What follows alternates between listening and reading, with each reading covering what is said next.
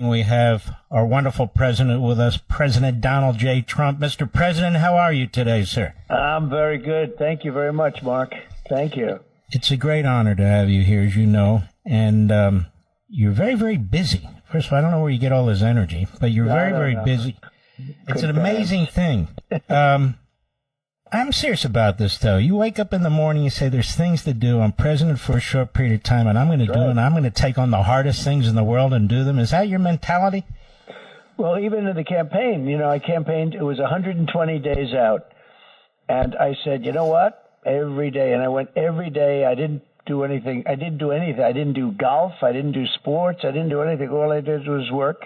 And I did 7 days a week. And I did, many rallies, oftentimes 2 or 3 a day, toward the end at least. And it was amazing. And I noticed that my opponent, Kamala, who you have great respect for, I know you think she's fantastic, would have been a fantastic president. Yes. But Kamala should put out her sheet. They put it out once a week, and it would be like she's off 3-4 days, or she was taking these huge chunks of time and not doing anything. And I said, you're going for the presidency of the United States. They would call that the gold ring, right? And you got 120 days. I would think every single day you have to be on. And she didn't do Joe Rogan. She didn't do a lot of the shows she could have done. And I don't know if she did you, but I tend to doubt it. But Nope. Certainly she should have done. But she didn't do a lot of things. And she had a lot of time off. And I said, when you have this one shot at something, you have to do it. And, I worked, I don't think I've ever worked certainly more consistently than that. And it's just a carryover. We're doing a lot of great things. I think our country right now, we're the hottest country anywhere in the world. They were told me yesterday in the Oval Office, Mark, they were in, as you know, the really great leaders of great countries, very substantial countries, great countries, rich countries. They said the United States is the hottest country in the world right now. And everybody says essentially in the same pretty similar terms that a year ago our country was dead, and now you've got the hottest country in the world. And we are. The United States is the hottest country anywhere in the world right now. Yeah, it is. And you've done that because clearly it was one of the coldest countries when Biden was president. Let me ask you a question. It was cold, that's right. You've got a lot of balls in the air with this Russia and Ukraine thing. You've got NATO, you got these NATO countries, you've got our national security interests, you've got Russia and Ukraine, their interests, and so forth and so on. Is there a method to this? In other words, you talk to the two main people first, then you talk to NATO. Is there a process here, or you just kind of go with the flow? Well, it's probably instinct more than process. I have instincts. And, I've lived with my instinct about things. Even running for president, I had an instinct I'd win the first time, and I did even better the second time, as you know. I did much better. Yeah. But bad things happened. You covered probably better than anybody. Yeah. It was a disgrace. But, now I'm here, and a lot of big things are being found out about the election process from the first time and the second time, with all of the Comey stuff and all of the horrible things with Hillary and everything. And now this term, though, is far more powerful, and I think far more important than the second term could have been. Far more. All right. So, obviously, you met with Putin, you met with Zelensky, you met with some of these NATO leaders and so forth. Are you optimistic? I know there's territorial issues, there's security issues, and God knows what else. Well, you have to be a little bit optimistic. It's complicated. I've settled 6 wars, and a lot of people say 7 because there's one that nobody knows about.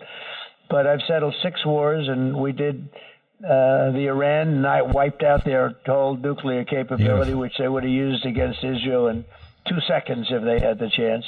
But we wiped it out. Did so many things. But the one that I thought would be the easiest was this one, actually, or one of the easier ones.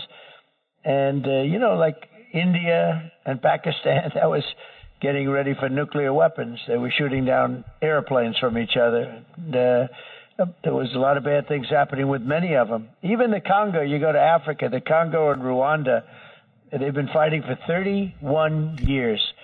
And I got it settled, all settled. They're all happy. Everybody's settled. Nobody's being killed.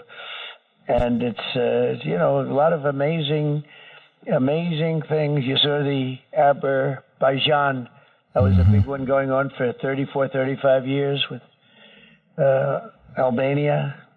Think of that. I mean, going on for years. And I got to know the heads, and I got to know them through trade. I was dealing with them a little bit. I said, why are you guys fighting? And then I said, I'm not going to do a trade deal if you guys are going to fight. It's crazy. Anyway, one thing led to another, and I got that one settled. And that was a one that people said is not, you couldn't settle it. Even when I had them both in the Oval Office at the end when they were getting ready to sign, they were sitting next to each other. And they were trying to get away. They didn't feel good. By the end of an hour, they were hugging each other and congratulating each other. It was beautiful to watch, actually.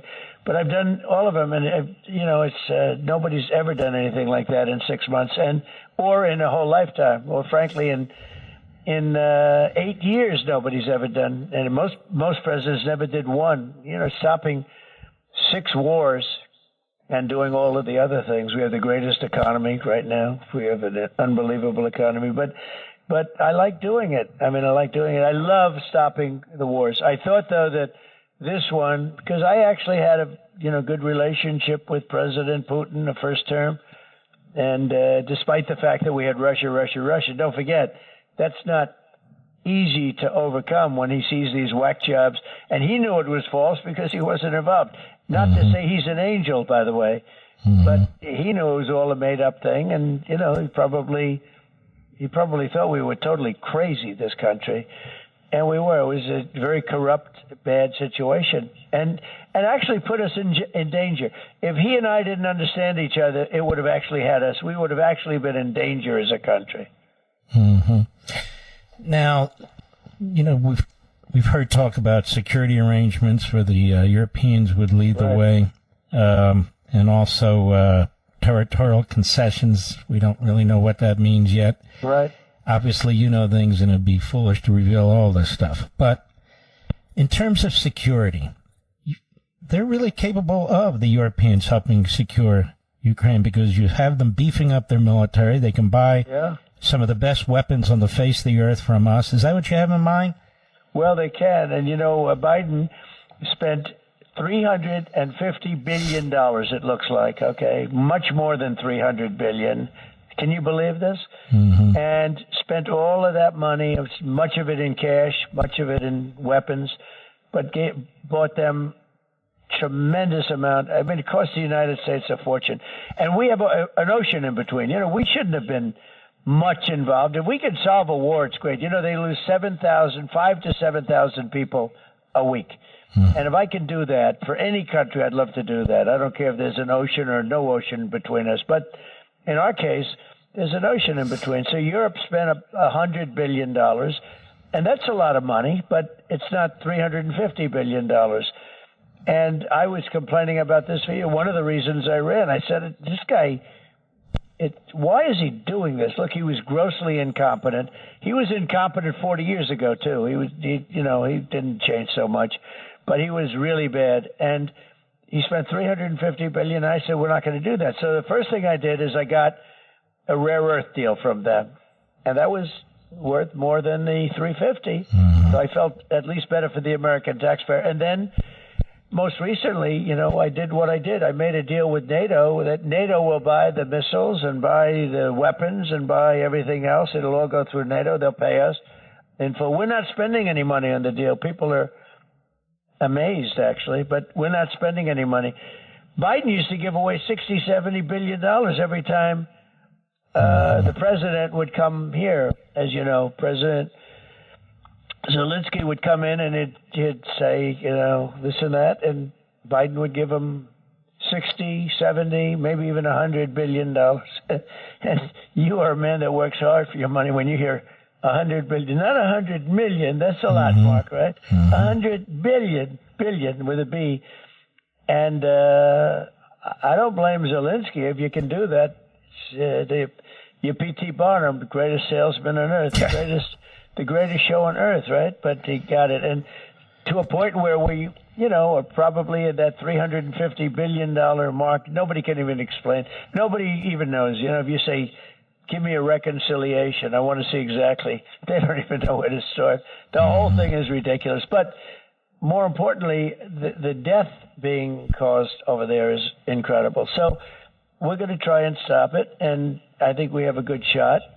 I had a very successful meeting with President Putin. I had a very successful meeting with President Zelensky, and now I thought it would be better if they met without me, just to see. I want to see what goes on. You know, they had a hard relationship, very bad relationship, and now we'll see how they do. And if necessary, and it probably would be, but if necessary, I'll go and I'll probably be able to get it closed. I just want to see what happens at the meeting. So they're in the process of setting it up, and we're going to see what happens. But you got to stop the killing, Mark. It's too much killing. I don't care. You know, you don't have to be. We're not. Again, nobody from America is being killed. We're not being killed. The United States soldiers aren't involved. We're not. We have no boots on the ground. But when you lose 6,000, 5,000, 7,000 young people, and then you also lose some people from the towns and cities as missiles get lobbed into them. Can you imagine living like that, where you have no idea whether or not your building's going to collapse on top of you? And that's where it is. And we have a shot, and I think I should do that. But it's when you do 6 of them, and they never even talk about that. Nobody, man, you're the only one that mentions it. And these are 6 big ones. These are not these. And these fights were rampant. You know, they were going. And how about Thailand and Cambodia? I mean, these were serious wars. That was just starting, but a lot of people were killed on the border. And I was talking to one of them, and I said, "What are you doing with the war?" He said, "Yes, I am. I am starting. We will have war." I said, "How long have you been fighting?" 500 years. I said, "That's a long time." But they've been fighting on and off. I said, when I heard 500 years, that was a little disconcerting. I said, that's a long time. But they've been fighting 500, over the years. Over years and years they fight. They fight, then they go back to what they do, then they fight. And I was able to stop it. And not only able to stop it, the 2 gentlemen got to be very friendly in the list. I mean, you don't know what's going to happen, but I stopped the war.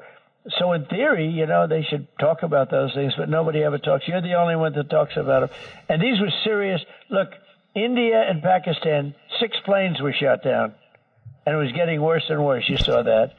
And those are 2 nuclear places. Serbia and Kosovo is another one.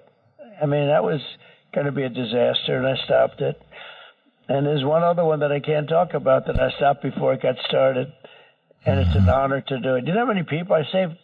I saved like hundreds of thousands and even millions of people. That's the good feeling. Now, let me ask you this, because I posted on this. When you look at Russia and Ukraine, Russia has been very aggressive towards Ukraine, Georgia, took the Crimea and so forth under Democrat and Republican presidents that preceded you. Yeah. And they invaded when you left office and Biden came in. It's like they waited. There's Biden, right. And then they moved. They would have never done it with me, yeah. And they never did. They didn't even think about it. Putin said we wouldn't have done it if Trump were president. He made a strong statement the other day. I didn't ask him to say it. He said this would have never happened. It really started with Obama because Obama gave away Crimea. Right. And Crimea was the heart and soul of that country. It's beautiful. It's, this massive piece of land stuck out right in the ocean, right in the Black Sea. So beautiful. I mean, it's so beautiful. And Obama said, you give it up to Russia.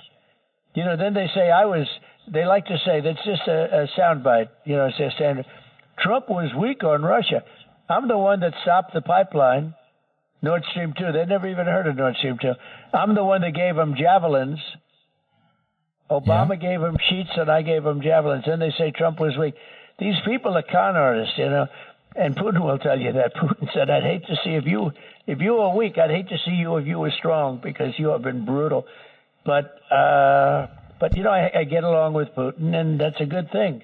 It's 2 nuclear powers. It's always good to get along, right? Well, apparently Hillary got along with Putin in her own strange way, trying to turn all that against you. Let me ask you this. I think this is probably why, look, I have no inside information. It's probably why Zelensky's nervous. He looks back and he says, okay, the only guy that stops these people is Trump. Now, what the hell are we going to do when Trump's gone? I'm supposed to rely on some Democrat or some weak Republican, so that's probably gone through his head, don't you think? It could be. It could be. But I'll tell you what, when Barack Hussein Obama gave away, he told them, you just give it up. There's not going to be any fighting. In other words, the United States wasn't going to be backing you, right? Mm-hmm. And so they gave it up. And the guy that gave it up is perhaps questionable, too. But they gave it up to Russia. Think of that. Mm-hmm. So they gave it up to Russia. And that was really the beginning of a disastrous long period for that country. That was the beginning. And nobody talks about that. If I gave up that land, I'd be on the front page of every paper for the next 20 years. When Obama gave it up, they don't even talk about it. Can you imagine? And then they talk about Donald Trump is friendly with Putin. You know, I didn't give him Crimea. Crimea is massive. I would say like the size of Texas or something, in the middle of the ocean. It's gorgeous. And they gave it up because of Obama. And the press doesn't even talk about it. Well, they don't talk about part of Georgia was taken under Republican president. They don't talk about a lot. Bush. But nothing was taken under you, was it? No. They took the whole thing, the way I look at it, if I didn't come along. They took the whole thing under Biden. They took Crimea under Obama. And they took a big chunk of Georgia under Bush. Right. But with me, what was taken? Nothing was taken. Nothing. I came in. This thing was raging. I think it was heading to World War III. And you're not going to have that anymore. That's the nice part. You're not going to have to worry about that.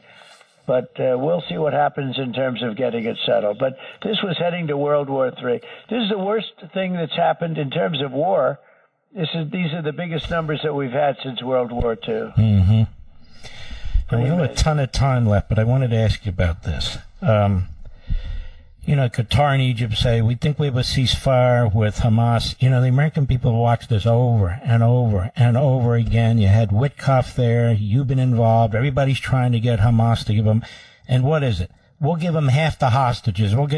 I think probably people have had enough of this, don't you? Well, you saw my statement a few days ago. I sure did. So, first of all, they weren't going to give back any hostages. I'm the one that got all the hostages back. By the way, Steve Witkoff does a great job. It's, a very hard job, but I used him because he's a very wonderful person that everybody likes, and he's a good deal maker, and he's done a great job. But, these people also change their minds. So what happened is we worked hard. We got all these hostages back. I've had so many letters from parents and from the kids themselves and the people that got out. But I got them back, Mark. You wouldn't have even had any. You wouldn't have gotten any. And none of these people would have been back. But I got them back. Worked with your friend Bibi. He's a good man. He's in there fighting. He's fighting. They're trying to put him in jail on top of everything else. How about that? He's nuts. He's a war hero because we work together. He's a war hero. I guess I am too. Yep. Nobody cares, but I am too. I mean, I sent those planes. 22 years. The pilots came. I rewarded them. I brought them all to the Oval Office, the people having to do with that whole operation, which was so perfect, which was a total obliteration. When CNN, they tried to say, well, maybe it wasn't as good as Trump said it was. It's just such bad people. It turned out that it was even more so than I said. It was obliteration. The Atomic Energy Commission said, this place is gone. They can maybe start up, but they're not starting up there. These guys, and you know what that is? That's sort of a hurting of our pilots. But when you look at it, when you look at what we've done and the success that we've had, and, they're putting Bibi through a lot. But as far as Hamas is concerned, I said 2 weeks ago, and I said it a long time ago, you won't, ultimately, you're going to have to fight like hell. Everyone's forgotten about October 7th. They don't like to think about October 7th. You have some people, I guess it's a soundbite, pretty much a Democrat soundbite. It's amazing that Democrats, like Schumer's a Palestinian. He's right now a Palestinian senator. We call him the Palestinian senator from New York City or New York, but I don't know. I think his career is probably over, I guess. I see polls where he gets obliterated just like we obliterated the nuclear weapons, the nuclear stockpile. That would have been, by the way, I think they would have had nuclear weapons in a period of 4 weeks. No, you're right. I was going to say the pilots came to the Oval Office and they said, sir, our predecessors and us have been practicing this flight for 22 years. The same flight, right to the same place where they stored the stuff. They've been practicing it. You're the only president that had the guts to let us go do it. And if we didn't do it, they would probably by this time, just about this time, have a nuclear weapon. And they would have used it. You know that. Mm-hmm. Well, Mr. President, we're running out of time. I just want to tell you, this audience loves you. This audience backs you. Well, we love them. We don't give a damn what the media have to say. They're wrong about everything, and they're on the wrong side of history, too. So we want to wish you all the best in your dealings here. These are tough with Russia and Ukraine. Thank you for what you're doing with the border and the economy. Thank you for what you're doing really for Israel, quite frankly, and your support of the state of Israel. There's a lot of Israel hatred and anti-Semitism and all the rest of this stuff swirling around, and you stand there and you fight it. So God bless you, my friend, and you are my friend. We are, but so do you fight it. Nobody like you. And you and Sean and a few people. It's not a huge group of people because it seems to be heading in the wrong direction in many ways. But in the end, we win. We win all the time. But I just want to thank you, too. And the best of the First Lady. That was a beautiful letter. God bless you, Mr. President. Thank you very much. All right. What a man. Just fantastic.